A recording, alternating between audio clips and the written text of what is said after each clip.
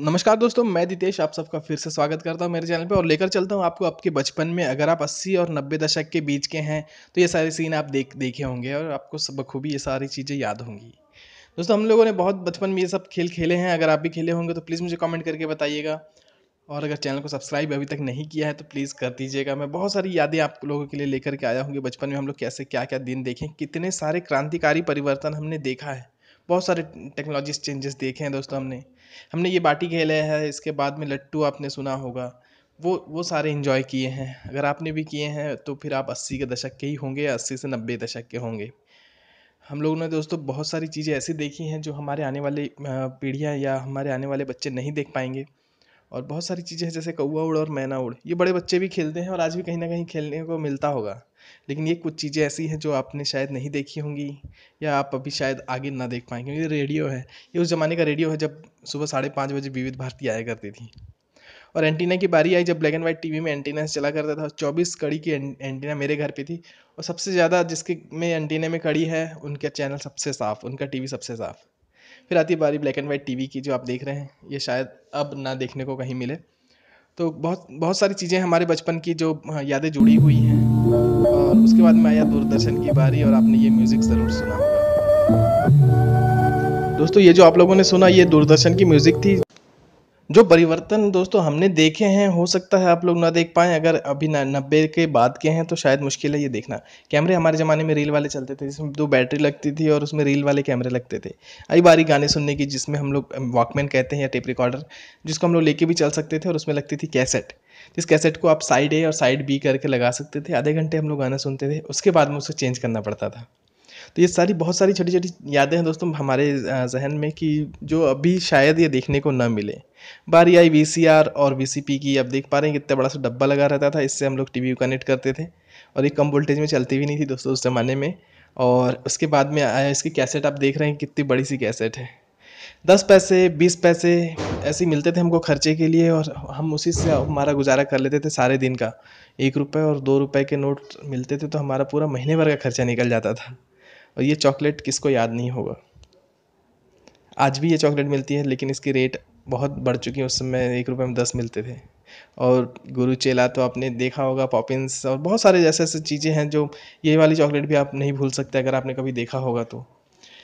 अभी के ज़माने में जो आप हायाबुसा या फिर डुकाटी कुछ भी आप बाइक देखते हैं ना, तो पहले के ज़माने में ये हुआ करती थी, हीरो पैंथर। और लोग इस ये ले लिया, मतलब कि बहुत बड़ी लड़ाई जंग जीत ली।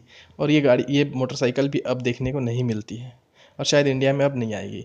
लालटेन को तो आप जान रहे होंगे, ये अभी भी कहीं कहीं दिख रही है। और इसके बाद बारी आती है हमारे 100 के नोट की, जो अशोक स्तंभ लगी हुई रहती थी, अशोक स्तंभ छाप की। और धीरे धीरे कब उसमें गांधी जी आ गए हमें पता भी नहीं चला। और धीरे धीरे वो पुरानी नोट कहाँ चली गई ये भी नहीं पता। बहुत सारे लोग नहीं भी देखे होंगे, अगर देखे भी होंगे तो आने वाले कुछ सालों में शायद वो देखने को ना मिले।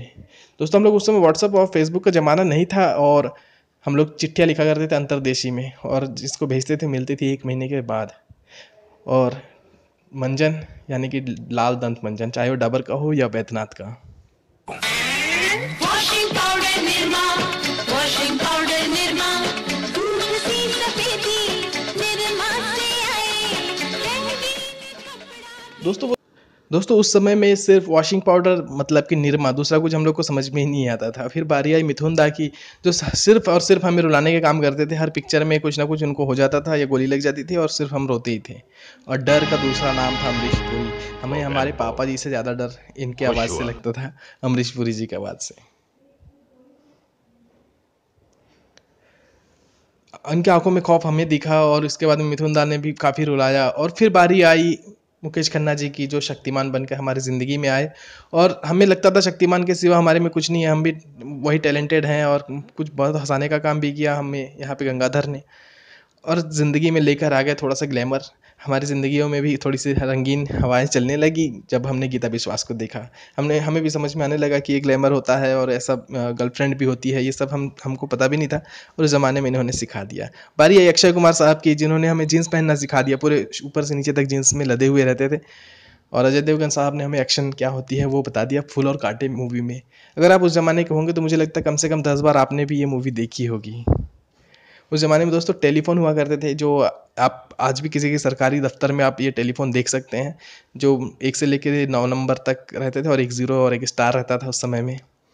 तो ये चक्री वाले टेलीफ़ोन हुआ करते थे जिसे घुमाया जाता था, और बहुत जल्दी आई इसके बाद में डिजिटल टेलीफ़ोन, और बहुत जल्दी आउट हो गई और नोकिया ने लॉन्च कर दिया एक मोबाइल, जो बिल्कुल वायरलेस की तरह दिखता था, वायरलेस सेट की तरह, और बहुत ही महंगा हुआ करता था। और इसके साथ में इनके जो रिचार्ज के वाउचर हुआ करते थे दोस्तों, वो तो पूछो ही मत, इतनी महंगी कि इनकमिंग के भी पैसे लगते थे और आउटगोइंग के भी बहुत पैसे लगते थे। शायद ये भी आपको देखने को अब नहीं मिलेगा, क्योंकि ये उस समय में बहुत महंगे रिचार्ज हुआ करते थे और आज ये नहीं है। घड़ी को तो आप बहुत अच्छे जानते होंगे, HMT।